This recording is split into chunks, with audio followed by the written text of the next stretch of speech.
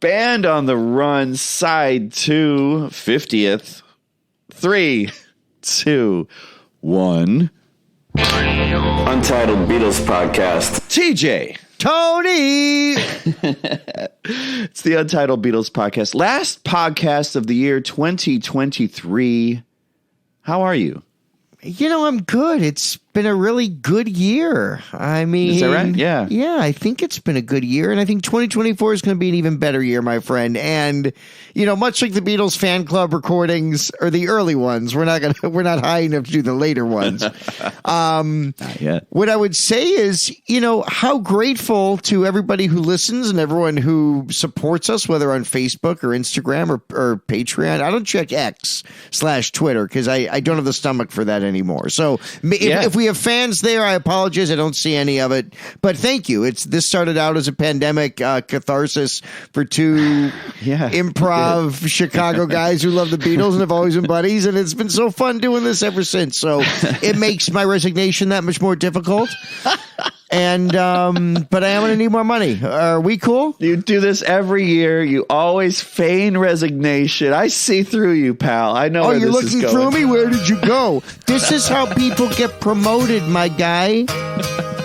Well, you won't see me at the next UBP convention. By the way, the big convention at Meigs Field, it's outdoors this year at Meigs Field, January 14th. Come as we reenact tearing Meigs Field up in the middle of the night.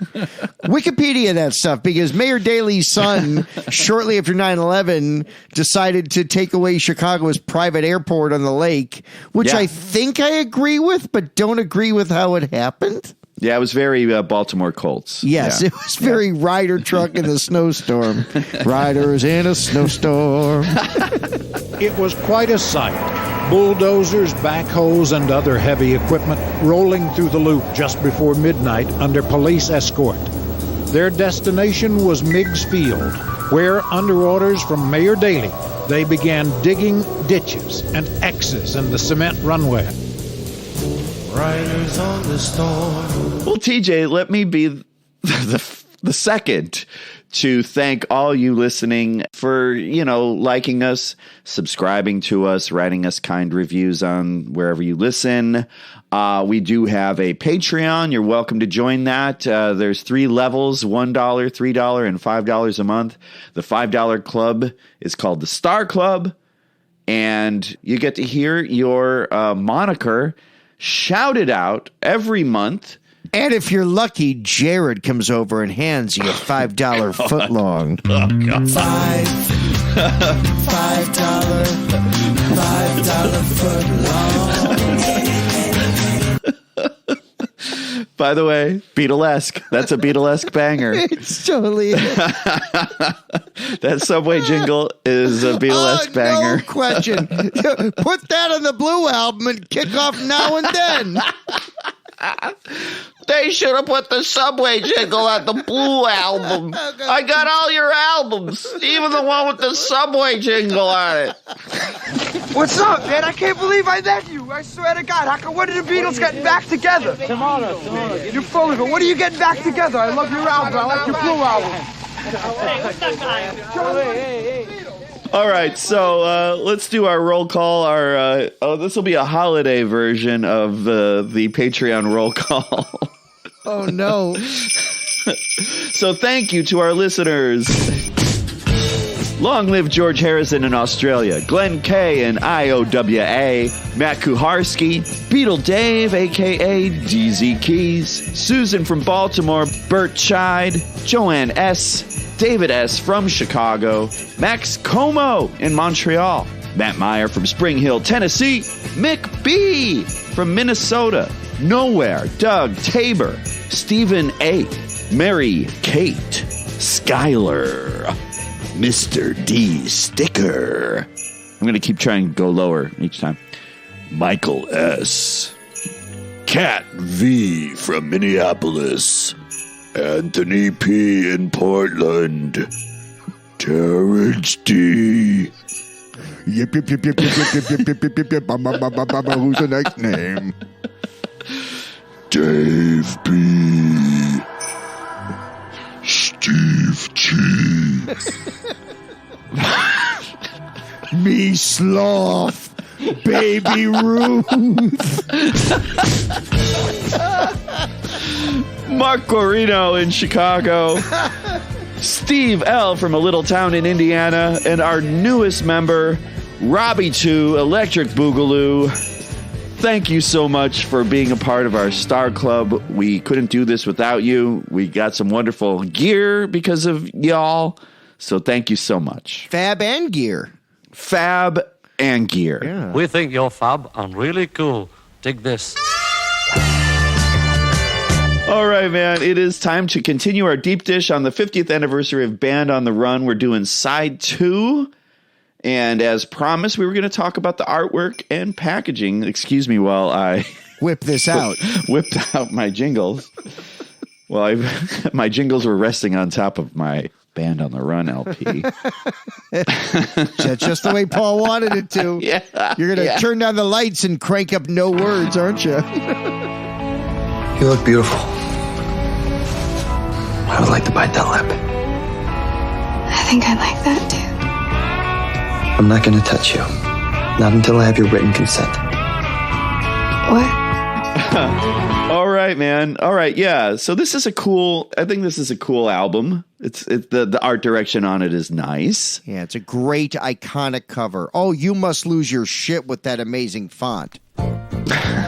Well, in theory, I would, TJ, but there is no Font Lovers Corner for this. This is, it's a custom font created by hand, and I'm not sure who did it. Whoever was involved with the art direction on this.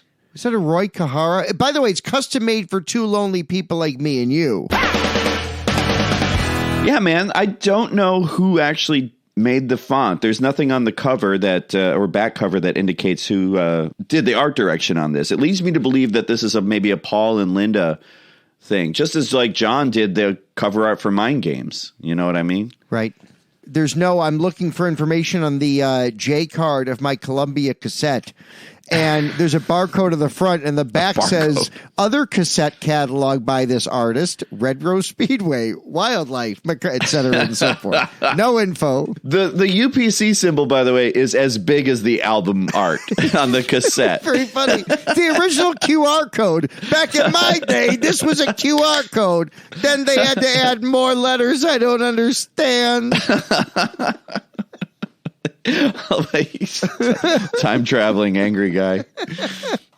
Yeah, so I don't know what the font is, but I'll describe it as a neon art deco vibe. How about that? Does that satisfy your font craving? It does. I'm satiated and emaciated.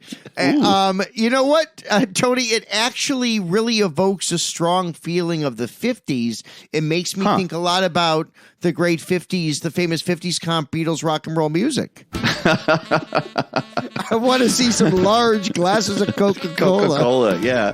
You know, the Beatles, Cadillacs, Marilyn Monroe, Coca-Cola, drive-in movies, Brill Cream. You can't do American Graffiti without the Beatles. Yeah. Those suspenders you have for your socks. Keep your socks up. Richie Cunningham. You know, the Beatles. Leave It to Beaver. The Beatles. You know, that stuff. All right, but I'll tell you what. It's a striking cover. That's a photograph, by the way. I did not know that. That photograph, TJ, was, of course, taken by Clive Aerosmith. This is because Clive REO Speedwagon wasn't available.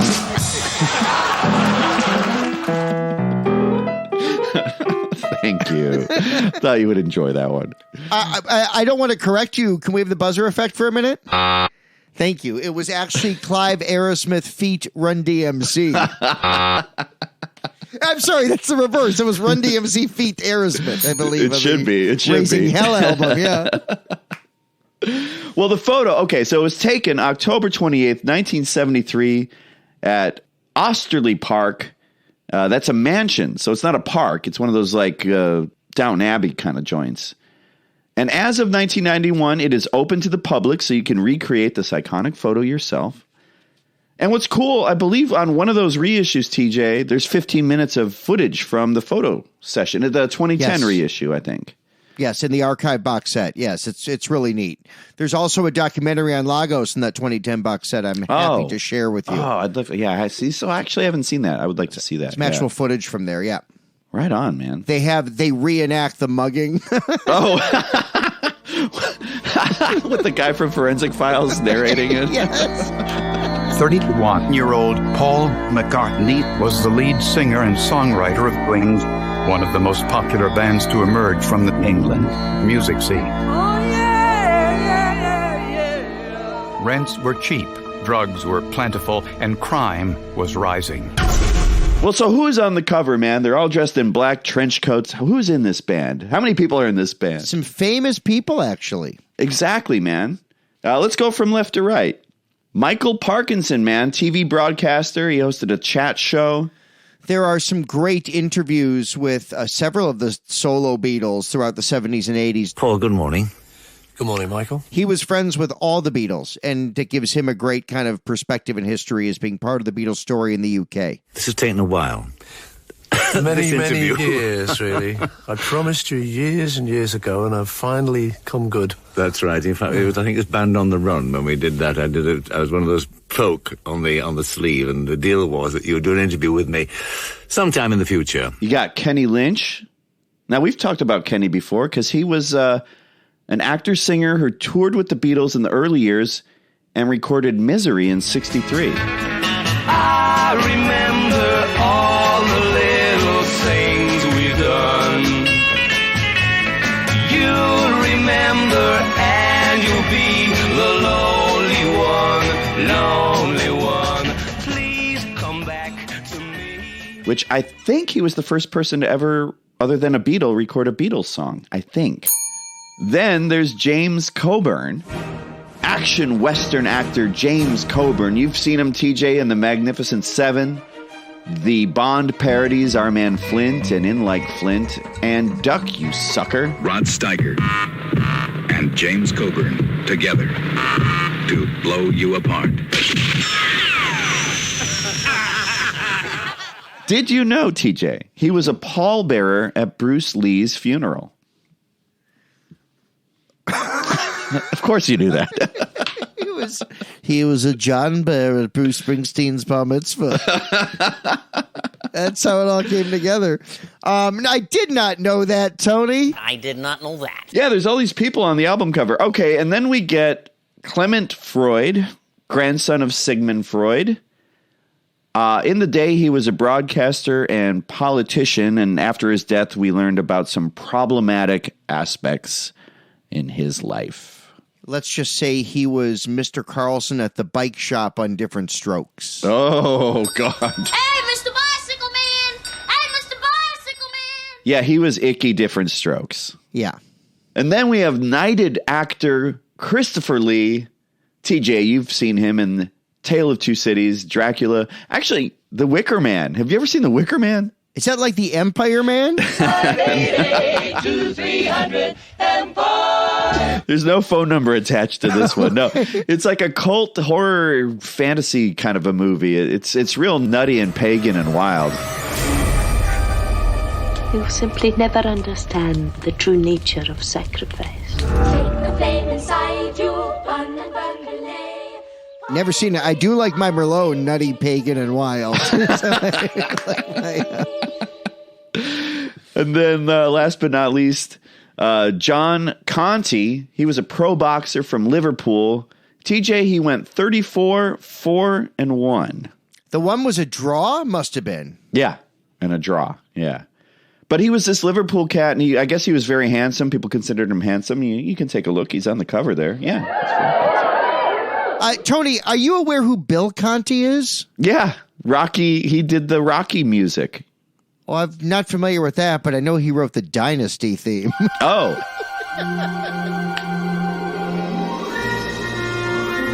All right. All right, let's get into the back cover. Yes. Fuck us, man. Fuck us. Yeah, so it's kind of like an art-designed layout of their whole trip to Lagos, right? You've got the paperwork, the itinerary. You've got their passport headshots. Yeah, these were up forever and Beth's wall at Second City. Yeah. Beth, if you're listening, we love you. Thank you. Yeah. I think Brian McConkie shot these headshots because they're in black and white. This is before color headshots, everybody. But yeah, it's pretty cool. Paper clips, tea, burnt cigar. I always imagined that was a spliff. I'm not kidding. I always thought that was a joint in my mind. Oh, you're probably right, man. I don't know. It just seems like that's also the notion of Band on the Run, if that indeed, is Paul kind of protesting being a weed desperado. Not a weed desperado like a child desperado, but a weed desperado. I always felt maybe that was like a joint next to like a cup of tea. It also came with these great inserts. The inner sleeve is cool. It's got the lyrics, except for Helen Wheels. There's that big photo of Wings hanging out with the kids there in Lagos. Where for some reason I've misplaced my inner sleeve / B-side to Lady Madonna, but the Band on the Run CD that came out, I think in either 84 or 85 on Columbia, think how chintzy the Beatles CDs were in 87. The original Columbia Band on the Run CD has the fold out. Right. And also has all the lyrics on the inside. Like the weird, quickly deleted Columbia, and for those who don't know, Paul signed a contract with Columbia in the late 70s in North America, which is the US and Canada, while staying with EMI and the rest of the world. And then he reverted back to Capitol in 85. So when the CD came out in 84, it was on Columbia. And it's neat. It's a very generous kind of fold-out booklet, which the Beatles CDs never offered us several years later. Just worthy of noting that. Yeah. Also of note is that it's the last Apple release from Paul, but on the labels on the vinyl, there's no Apple logo. It's just the headshots, and they're in different orders on each side. Well, and Tony, that continues a trend for the last couple Paul albums, his protest against Apple while everyone was suing each other. Wildlife, Rebro Speedway, and Band on the Run, none of them had Apple labels. Yeah, that's interesting, right? Yeah. Yeah. Wonder what was that was about. Kind of meant to be, I think, his way to disassociate as much as he could was seeing that label. Yeah, I guess so. Yeah. And then what I think is great, you get a huge poster-sized insert. Yeah. It's 45 Polaroids, labeled Polaroid snapshots, mostly taken by Linda, but obviously Linda's in a few of these too, so they were taken by whoever had the camera. It's a Polaroid. And there's nothing, these aren't Polaroids used to be the way to send nudes before the cell phone craze. Really? Meet the swinger, Polaroid swinger. Meet the swinger, Polaroid swinger. No, it's cool. It gives you the vibe of what was going on in Lagos. It looks like they're having a lot of fun. Looked like they're smoking a lot of dope. Yeah, it's mostly studio stuff. It's interesting to note, though, I'm noticing a lot of Paul playing right-handed instruments upside down, which is kind of cool. It also speaks to they don't have a lot of gear there. They have to repurpose their gear. That means he's got to restring it and all that, He's so talented and just melody flows out of him where that's complicated for most other people. Paul can just do it while composing legendary song after legendary song. It's just incredible. It's cool, man. And there's also pictures of some locals, the engineers. There's a photo of a toilet, a.k.a. the EMI Lagos echo chamber. That's where Paul recorded "Oh Darling." No one talks about it. He flew there. So yeah, if you get one of these, they're great. I would actually hang this up on my wall if I had some more space, and maybe I'll make some because I think this is pretty cool. I like this. It is great. It's different than the White Album poster, but it's got a kind of similar spirit. It does have a similar spirit. Yeah. Yeah. Yeah. It's a more composed collage because they're all Polaroids and all kind of 90-degree angles. Right. Shall we go track by track on side 2? Yes, Tony.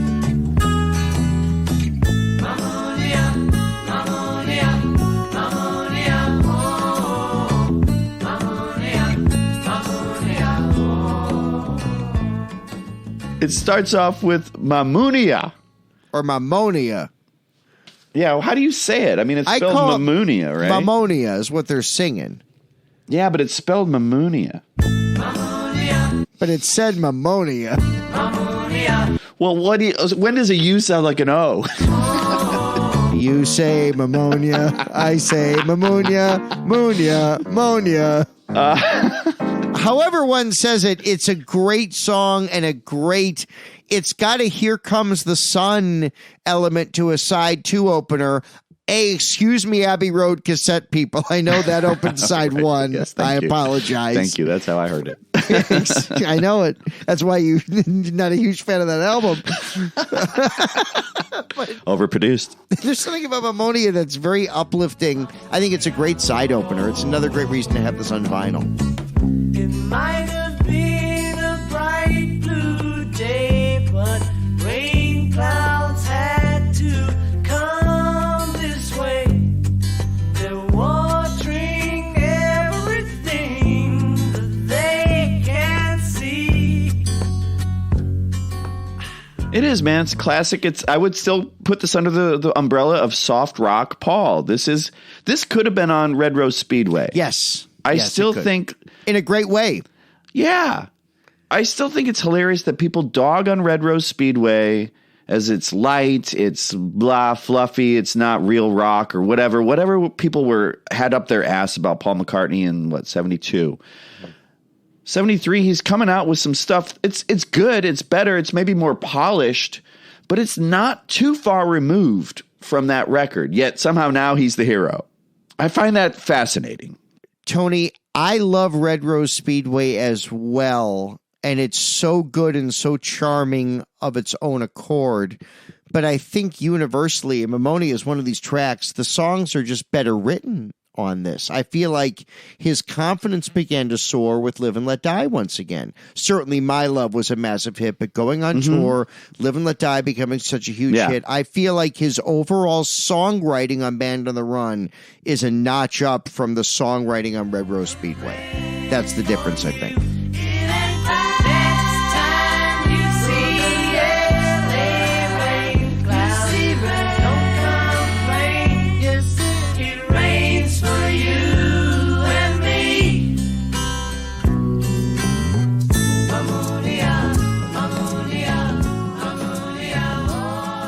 Ammonia.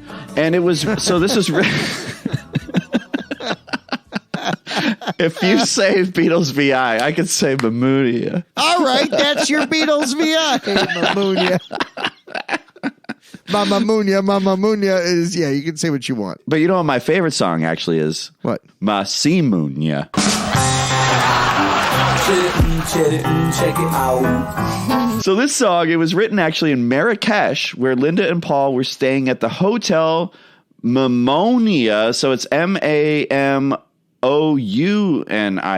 So we have checked into La Mamonia, and it's such a beautiful hotel. I'm honestly over the moon, but they have not given us a room yet, but we've gone and changed and now we're going to have lunch. TJ, named by Condé Nast Traveler as the best hotel in the world for the waffle machine alone. It's a great waffle machine. You get all kinds of flavors. Yeah. Every syrup you can imagine. They have pastrami beer syrup, even, TJ. It's best. Goes over. Usually a pastrami sandwich is a hit in the Arabic countries. And speaking of Arabic, Tony, Mamonia means safe haven is the translation in Arabic. It loosely translates to safe haven.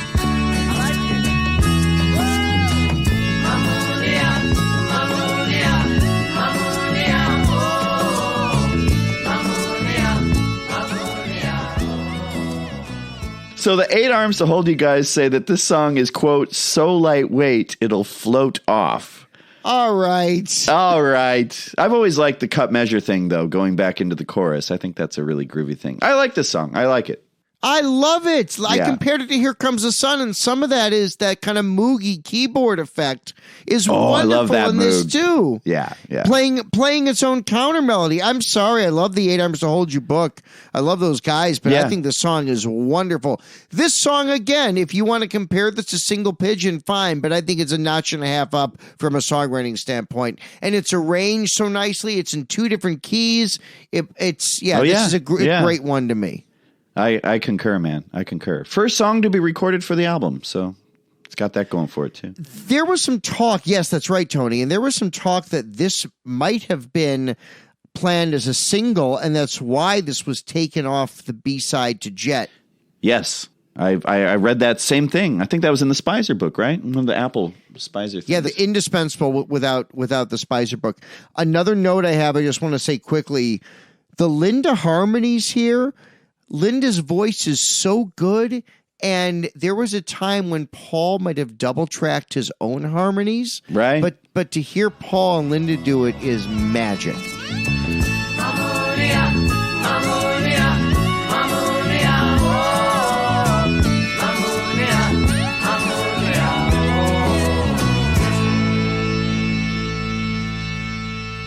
Next up is, this is the first song co-written by Danny Lane on a Wings album. That's right. No words. I like this.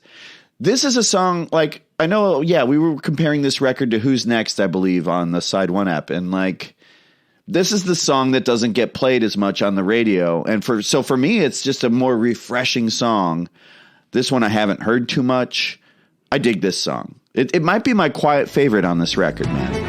You say that love is everything, what we need the most of. I wish you knew that's just how true my love was.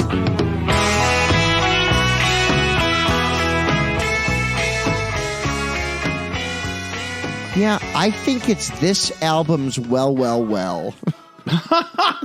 Which you don't care for, and I do, right? Don't you not care for Well, Well, Well? I don't want to say I John don't Lennon? care for it. I want to say it's the weakest track on his best album. Aye. What's a weaker track on Plastic Ono Band?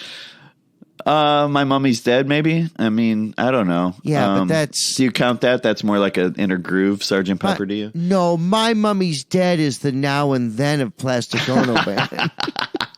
Really, let's be honest. It's the Her Majesty. That My Mummy's Dead's Her Majesty. It's sad, Her Majesty. I tell you what, man. I like Well, Well, Well more than I found out. But that's me. You know what I mean? Yeah, I guess it's got to be hard not being Beatle right.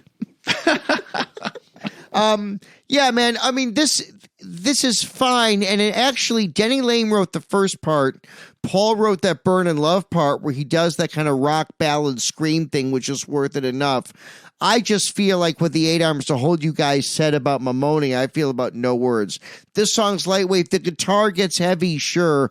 But yeah, I like the guitar a lot. This, to me, I do not dislike the song. This is my weak link on arguably Paul's best album. Parentheses, Choba BCCCP. What can I say? I'm a Lottie Miss Claudie guy. Well, I like it. I think it's structurally a little dizzying. Not as dizzying as Picasso's Last Words, but I like the emotional tugs of the guitar lines. To me, I'm feeling something with this song a little bit more than I feel something more in this song than I do in Band on the Run. I don't get an emotional thing out of Band on the Run. I do out of this.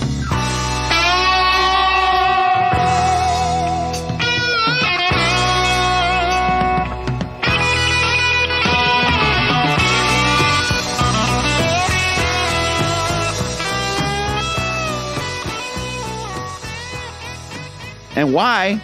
Why does it fade out so early? That is a rude fade out. Like, Yeah. oh, I'm going to have another round of solos. Sorry, Denny. Yeah. We've got to make more room for the fucking Picasso's Last Words, whatever that is. Whoa. Uh-oh, we're going to disagree on Paul's solo Day in the Life coming up next. Oh, boy. Wait a minute. No, wait. Are we talking about the U.S. album? What are we doing? Because next on the U.S. album is a rock out. Are we doing the UK? No, I'm just saying, like, why did No Words fade out early? We could have used a less rude fade out. That's all I'm saying. And I think Picasso's Last Words is a little indulgent and didn't need all that much space on the record. I would like some more No Words and less Picasso's Last Words. Wow, your Band on the Run revamp sucks. Oh, yeah. No, it's fucking what it should be, man. It's what it should be. We have Pipes of Peace in the can where Tony thinks that the dance remix of So Bad should have been included. You know what? He should have made Tug of War a double album. Right. He should have. And then not made that movie. And dude, I'm just going to say, if we're going to talk about that era, No More Lonely Nights, one of the greatest Paul McCartney songs ever, and that came out of a byproduct. It's a Pink Floyd tune. It's got David Gilmour. Agree to disagree. All right. I cannot wait. The last episode of the show will be when we do Flowers in the Dirt. I know it. I'm going to be in tears. It's not Bad Boy anymore. No, yeah, fuck Bad Boy. I'll be in tears talking about Put It There while Tony's just giggling. Yeah, I'll bring my Casio SK1 and like make fun of every drum sound. Like, oh, you mean this sound, TJ? Tony, some Beatle fans have Tomorrow Never Knows. Others have Oué le Soleil.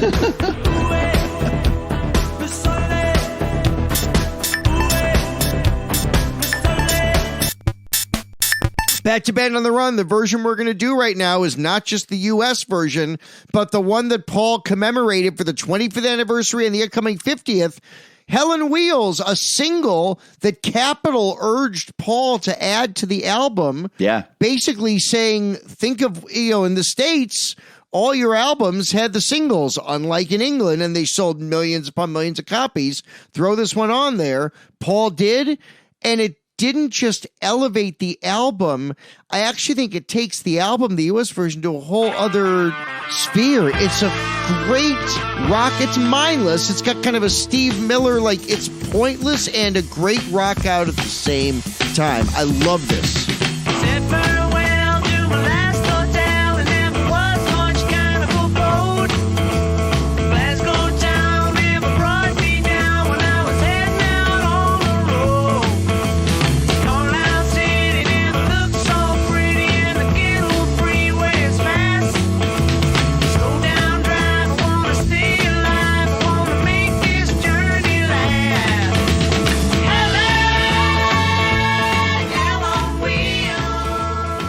I agree. It belongs on this record. It's a great rocker. It's Paul basically trying to write a British road song. It's him trying to write Route 66, Take It Easy. He references Sweet Home Alabama in the lyrics book about wanting to write, this kind of a Route 66 song. But for Britain, how many British road songs are there? Not many. I can't think of one. There's that Tenacious D song, The Road. The road is fucking hard. The road is fucking tough. There's no question that it is rough stuff. That's all in Britain? No, it just made me laugh. Okay. When I'm lunching on a tasty boosh right after the show. Places mentioned include Glasgow, Carlisle, the Kendal Freeway, the M6 down to Liverpool, Birmingham, and then finally London. Helen Wheels is the name for Paul's Land Rover, which in the lyrics book he claims to still own and that she's still running. I love it. I'm guessing he could afford the upkeep. It's not like, Paul, I want to take it into CarX, but I don't have a coupon. Rattle, rattle, thunderclap, boom, boom, boom. Yeah. I won't go to Meineke.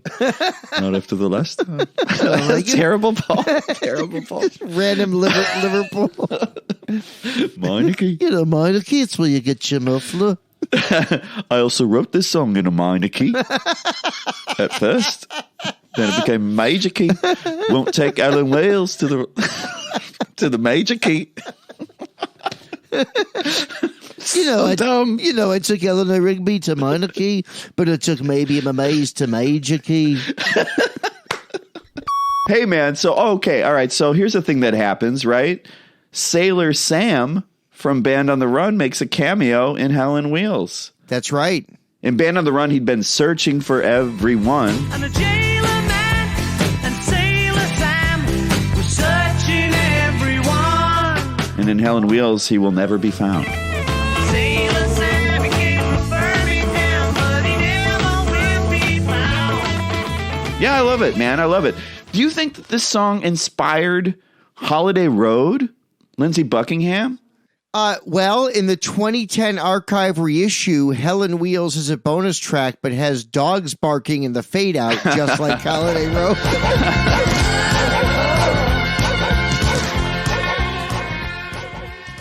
And lastly, what's all that counting? First of all, I love all the bye-byes at the end. That's one of my favorite parts. Boy, it's so silly. I love that. Say bye-bye.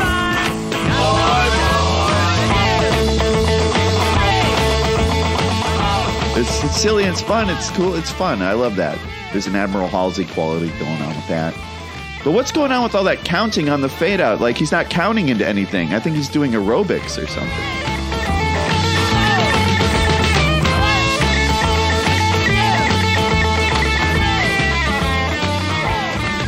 Yeah, I think Paul was really high when this was going on. Other than high, which how come What's Happening stole their catchphrase from a Paul hit? So, Tony, this came out about a month in the States before the release of Band on the Run. This, unlike anywhere else in the world, was a lead single for Band on the Run. Yeah, after Live and Let Die, right? It was this. That's right. Yeah. This was his follow-up single, yeah. So he's cooking. He's cooking with singles, and now like people can't wait for the record, the album. Well, so and just for some context, I know we're going to jump into the rest of side 2, but Helen Wheels came out in November of 73. Jet came out in early 74, was a huge hit, didn't make number 1. Jet made number 7. And then Band on the Run was released that spring and, of course, made number 1. And this album, the next track, he followed it up later in the year with Junior's Farm, which is another single-only track. That was not added to Venus and Mars. Okay. But, like, it's just a moment to think how prolific Paul McCartney was at this point, because it's not just material, it's A-plus material again and again and again and again. It's not a surprise Wings were as big as they were, as cliched as it is to say, hey, was Paul McCartney in a group before Wings? Remember that old joke that went on forever? But yeah, Wings were massive, and Paul was almost as big as a soloist as he was as a Beatle. And by soloist, I, of course, mean with Wings, but right, which is funny. Away from the Beatles, because let's be honest, God bless you, Denny, God bless you, Linda, but Wings was a McCartney outfit from Wildlife through Back to the Egg. It's McCartney and Sidemen. I mean, yeah, that's what John said. It doesn't matter who's playing. You can call them Wings, but it's Paul McCartney music, and it's good stuff. Yeah.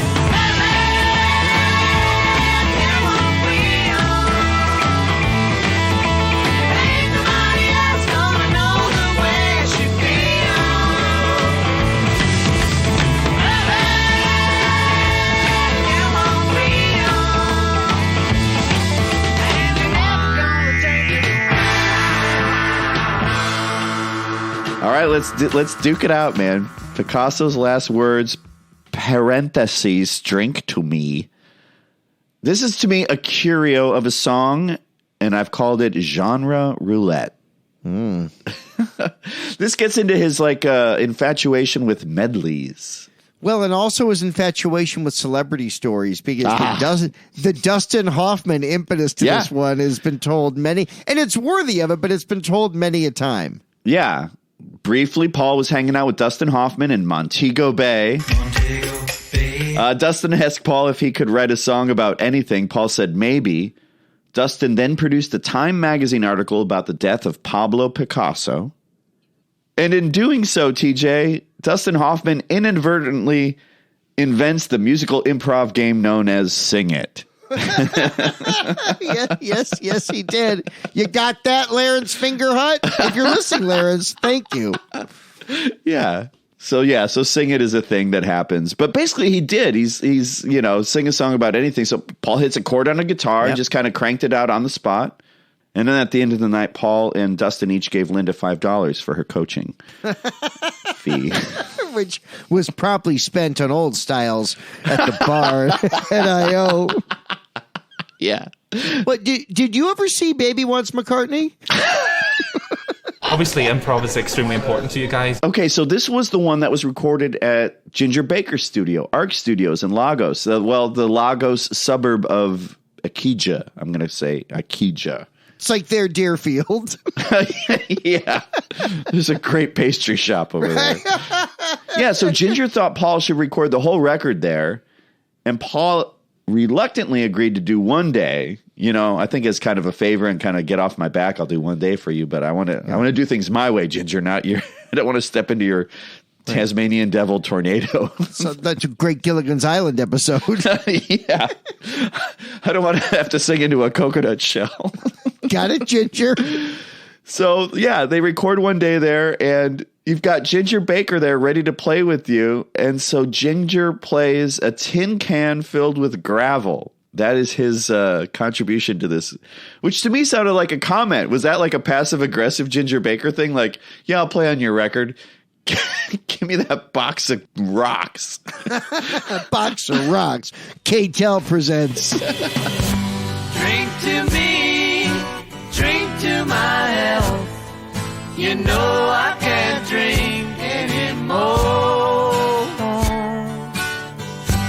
Drink to me, drink to my health.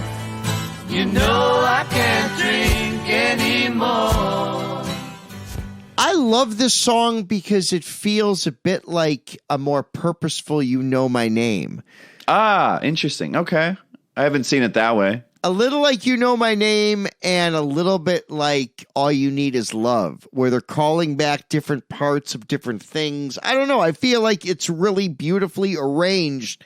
And then it also gets really strange, too, because like right before the key change at the very end, we get a bar of the minor guitar riff from earlier in the song. It becomes kind of a sing-along party. Yeah, it's even in the liner notes. There's like drunken chorus is listed in there. Drink to me, drink to my health. You know I can't drink anymore.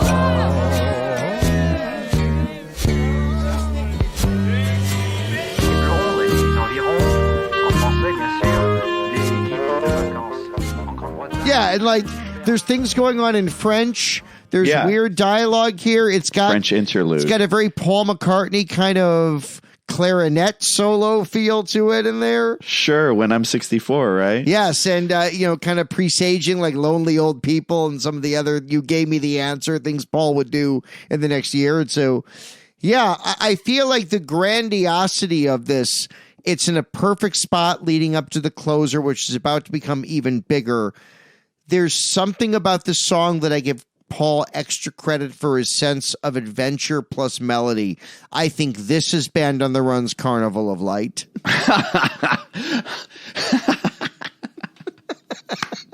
I'll give you that in that I think when we finally hear Carnival of Light, it's just going to be terrible.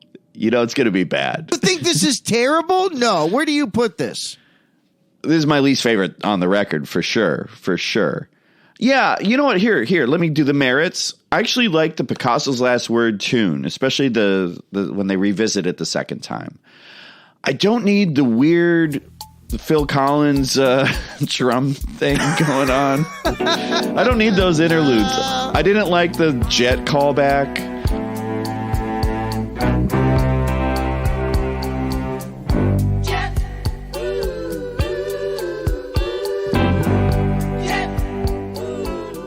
I didn't need the pub sing-along thing.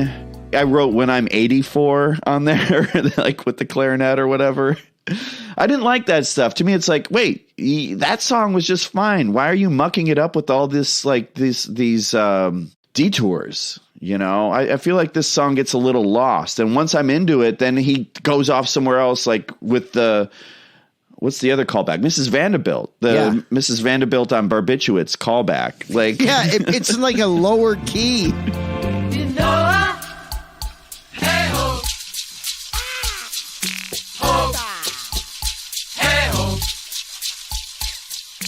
ho. I was enjoying that part just fine and could have used it a little more, but nope. We have to interrupt it with this callback. I feel it's a forced medley tie-in thing. He's trying to like force the Abbey Road medley on us once again. It's like, you did the Abbey Road medley perfectly the first time. Stop trying to do it again and again. That's my thought. Okay, interesting. My take's the complete opposite. I feel like he's doing the opposite of Abbey Road in a way I would think you'd enjoy because it's so fucking weird. None of it makes any sense. Abbey Road is lush and intentional. The harmonies and the bass at the end and the Mrs. Vanderbilt callback are discordant and they retard a bit, they slow down, and I don't know. I like it because it's unique. It's not trying to be too clean and spiffy. It takes lots of turns. That's where the You Know My Name comp comes from. It's like, whoa, where the hell is this coming from? Yeah, you're right. Yeah. I think where we disagree is I think You Know My Name works and I think this doesn't. That's all. I do want to give a shout out to Tony Visconti. He was going for a Motown sound on those strings. Paul wanted him to do like a mid-60s Motown string feel, so that's kind of what that is. That's so funny because I wrote down disco strings. So, yeah. Because they sound like, obviously disco hasn't happened yet, but it's about to, and these feel like the precursor to those, so...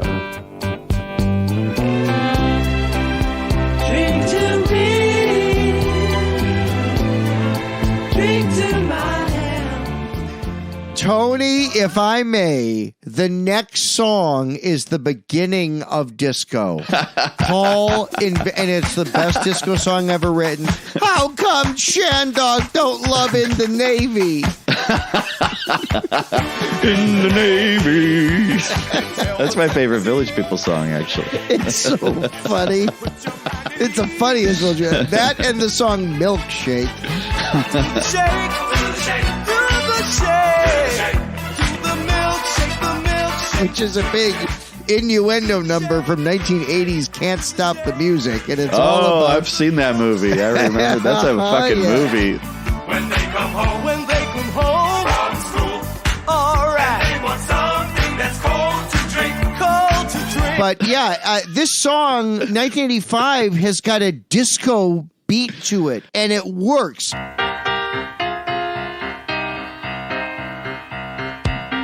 I never thought of that, but you're right. It's 4 on the floor. Yeah. It's piano rock, it's disco, it's musical theater, it's pop. This song is everything.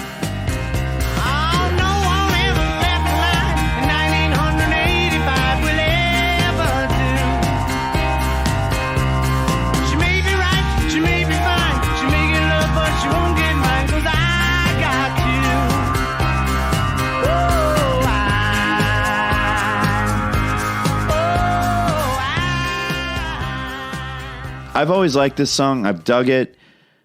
In the lyrics book, Paul says the idea behind the song is that this is a relationship that was always meant to be. No one in the distant future is ever going to get my attention because I've got you. So this is basically a love song about the future. Yeah, and so it's this love song, but it's set in the future. And it's interesting that the future is this minor key. There's a sinister element to the feel of this song.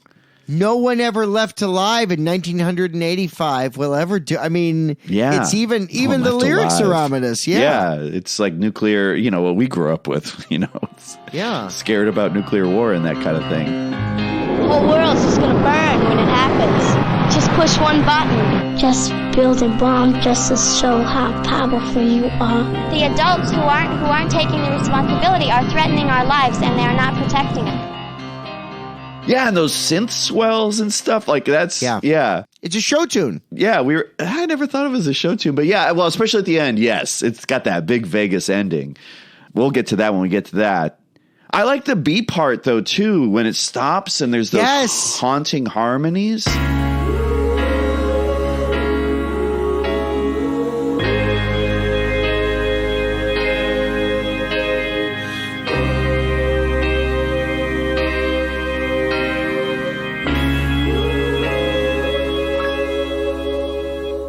Minor to major. The whole song's a push-pull between that part to which you're referring lets us know it's all going to be okay. And then the drums and the minor piano kick in again. It's a push-pull. It is the best closer on any solo Paul album. Sorry, C-Link, Hunt You Down Naked from Egypt Station, which I do like. Pulling out those modern deep cuts. I'm patting myself on the back. Hey, I recently put Let's Get Started from the Egypt Station outtakes on a mix. Well, I bet, that's a refreshing thing, I'll bet, yeah. as orchestrated as this is at the end, most of the song doesn't feel overproduced. It's got the weird kind of synthy effect. It's got the piano, the bass, the drums. As guitar and clarinet are battling it out, as the orchestra, the Tony Visconti orchestration is building.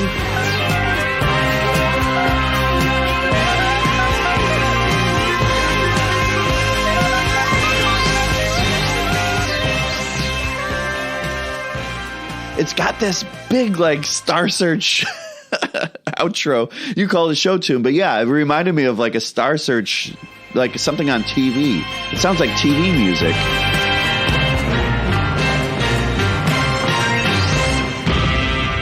And it's, to me, the perfect end to an album, just like you said, but asterisk.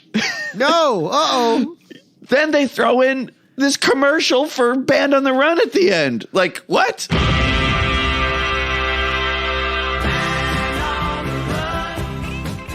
When they throw Band on the Run at the end, that ruins it for me. Oh, I love it. Oh, no, I love that part. Oh, I don't. I think it's dumb. I think it's like, why are you putting in a commercial for your own record that we've already bought? There should be like the announcer guy at the end of there with a phone number. Send 1398 to Beatles, Box 377, Seymour, Connecticut. Specify cartridges, cassettes, or records. Let me ask you this, man. I was trying to track one down. Is there a version of this song that does not end with the Band on the Run thing? Every version he's done live doesn't end with Band on the Run.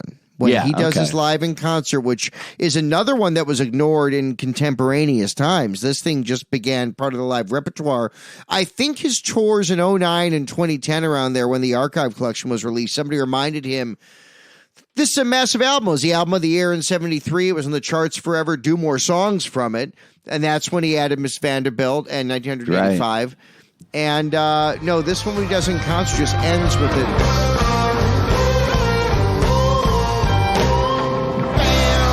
And they just ride it out. I mean, I'm glad that it's in the same key as Band on the Run too. It works. It does work. I would love to hear a studio version that doesn't go into it. Just for my fucking brain. There's a chance that one hand clapping ends without it. But that's also like a live thing. You know, I want to hear the studio version. I want to hear a studio version that doesn't have it. You know what I mean? Well, and they fuse on it's not a different take. They fuse on the take that we hear at the beginning. Exactly. I think that's what bugs me. I think that's what bugs me is it feels fused on. I think that's what it is. Well, I'm trying to think like of the things you like God, I hate Strawberry Fields. Enough already with it. Let me take you down, 'cause I'm going to. Honest to God, one of my favorites. And every time that song comes on now, my son will say, that's Tony's favorite, because I always acknowledge it when it comes on. Yeah. Oh, that's sweet. That's cool. Oh, and wow. That's I nice, obviously man. love Strawberry Fields. It's very funny because you're a shade Strawberry Fields and I'm a shade Penny Lane, and that's why it works. That's where we are. We're double A's, man. Right. We're the Energizer battery. Bam, bam, bam. Pebbles, pebbles, pebbles. Yeah, let the sunshine in, motherfucker. Well, let's do our closing remarks, shall we? Yeah. Yeah, man. Tony, obviously, people since 73 have been saying this is Paul's best album. The occasional qualifier is, well, Paul's best since Tug of War. Tug of War in 82, which is just a wonderful album that I love, and it was the first full album with George Martin since the Beatles, so it was a pretty big deal, and Ringo played on it. It was after John died, etc., and so forth. Mm-hmm. I love Tug of War, but I think Band on the Run's in a different category. While this might not be my personal favorite McCartney album, I do think the case can be made it is his strongest overall album, especially the version with Helen Wheels on it, which is so interesting to see that be acknowledged. Forever, it's been the British catalog in Beatles lore that's won out, Tony. And for some reason, for the anniversary issues for Band on the Run, the Band on the Run and Magical Mystery Tour are the only times where America wins. Starbucks, fuck yeah! Disney World, fuck yeah! Bed Bath and Beyond. Yeah, so Tony, while it might not be my personal favorite, I do think it's Paul McCartney's greatest, most consistent solo record. Yeah, I definitely agree. It's not my super favorite either. But yeah, overall, this was like, it was kind of Paul's last shot at post-Beatles commercial success. And it paid off. It paid off. And I also think the public was ready to, you know, quote unquote, forgive Paul for quote unquote breaking up the Beatles or being the first one. And for Mary Had a Little Lamb. Yeah, that too. Sure. Right. Maybe Paul finally served them on a plate, you know, what they wanted, which was basically a slicked up version of Red Rose Speedway when people still weren't ready. They weren't ready. They still wanted to call him lightweight, and that was still with the feud and John. And now we're done with our feuds with John, and we're ready to be friends again. I think the timing was just perfect, and Paul, consummate professional, delivered. You know, so yeah, it deserves to be where it is ranked in its ranking. I love to hear you say that, and can I add an extra little thing of importance here, Tony? It was recorded under less than ideal. It's crazy. Literally foreign circumstances, and it resulted in one of his best works. 2/5 of the band quit. No notice. Yeah.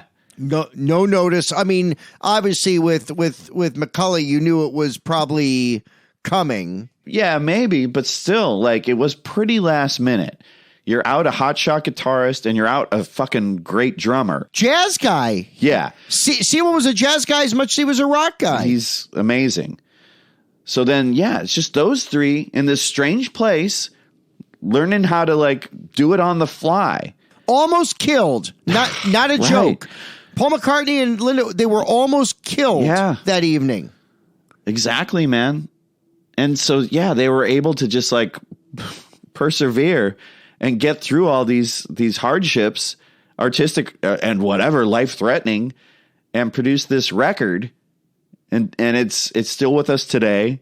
It's being reissued for the 500th time. Oh, God. Demixed! And all said, I think it deserves it. It does deserve it, you know? So, yeah. It almost makes me wish Paul had been mugged before Driving Rain.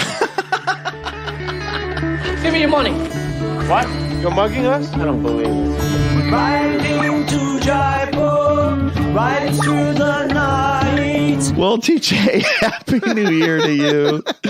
I will see you in 2024.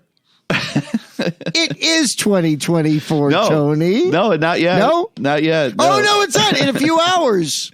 In 2020. Let's ring in the new year. Here we go. Happy New Year from the Untitled Beatles Podcast on behalf of our producer, Casey Baker.